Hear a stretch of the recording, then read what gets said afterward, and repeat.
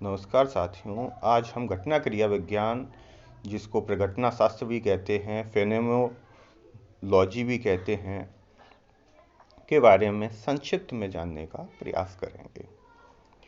घटना क्रिया विज्ञान के जनक एडमंड हुसर्ल को माना जाता है, लेकिन इसके वास्तविक जनक इनके शिष्य हुसर्ल के शिष्य अल्फ्रेड शुल्ज को माना जाता है।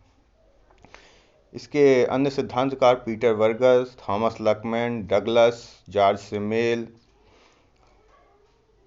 और जॉर्ज साल्त्यायन आदि हैं। घटना क्रिया विज्ञान का विकास दर्शन शास्त्र से हुआ है। यह दर्शन को महत्व देता है। फिनोमेनोलॉजी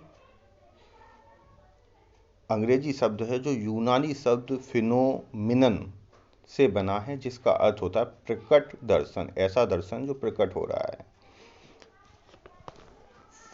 फिनोमिनन यूनानी शब्द है, याद रखिए।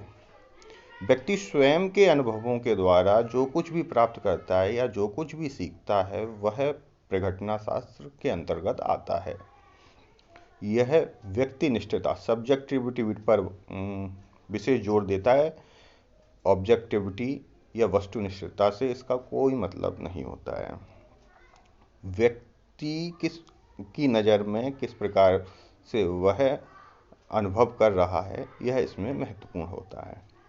समाज या दुनिया की वास्तविकता को जानने का प्रयास किया जाता है व्यक्तिगत अनुभव के द्वारा। व्यक्ति अपने अनुभव के द्वारा समाज की वास्तविकता को जानने का प्रयास करता है। समाज क्या है वह अलग बात है, समाज के ऐसे नियम हैं तो क्यों हैं वो अलग बात है, और व्यक्ति अपने अनुभव के द्वारा समाज के बारे में जानने का प्रयास करता है।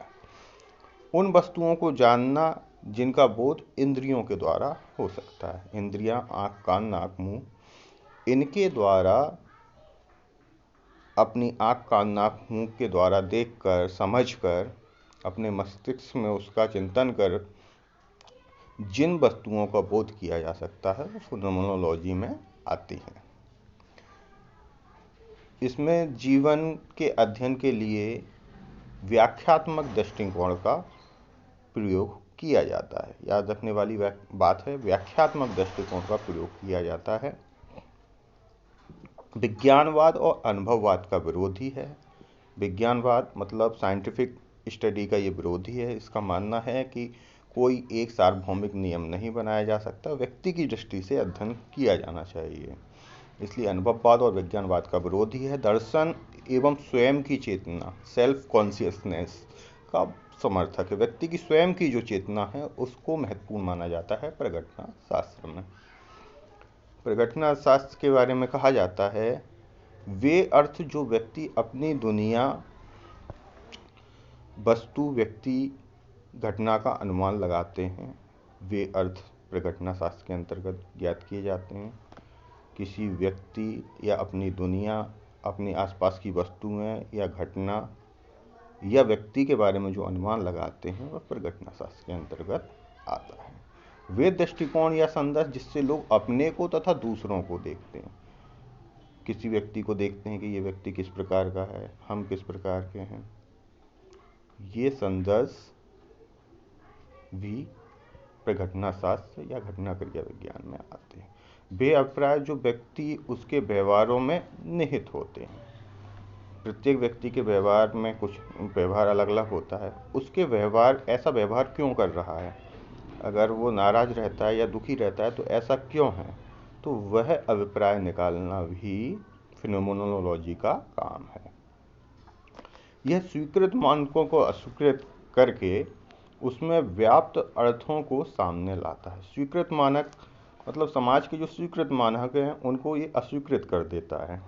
अस्वीकृत मतलब स्वीकृत मानक कि महिलाओं को घर के काम करना चाहिए, माना कि ये स्वीकृत मानक है, लेकिन ये कहता है कि इसको अस्वीकृत करिए, यह बात स्वीकार नहीं होगी। पुरुष और महिला दोनों ही जैविक प्राणी हैं। ऐसा क्या कारण है? क्या महिलाएं अच्छा काम कर लेती हैं घर का? क्या महिलाओं को काम करने में रुचि आती है? इस आधार पर अध्ययन करना चाहिए, ना कि यह है कि समाज ने अगर कह दिया, समाज के अनुभवों ने कह दिया कि महिला इस काम के लिए उपयुक्त है, उसको घर के काम करने चाहिए, तो हम यह मान लें। हमें पुराने मानकों को अस्वीकृत करके नए मानकों के आधार पर उनकी व्याख्या करनी चाहिए, प्योर माइंड के आधार पर कि क्या ऐसा होना चाहिए। घटना क्रिया विज्ञान या प्रघटना शास्त्र वस्तुओं में रुचि नहीं रखता, अपितु उसके अर्थों में रखता है।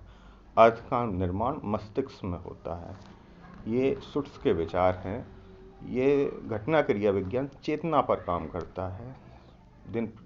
सामने वाले व्यक्ति घटनाओं का क्या अर्थ लगाते हैं, व्यक्ति के लिए उन घटनाओं का क्या अर्थ है, इन चीज़ों पर प्रघटना शास्त्र काम करता है। मेरे ख्याल से शॉर्ट में प्रघटना शास्त्र सफिशिएंट होगा। धन्यवाद।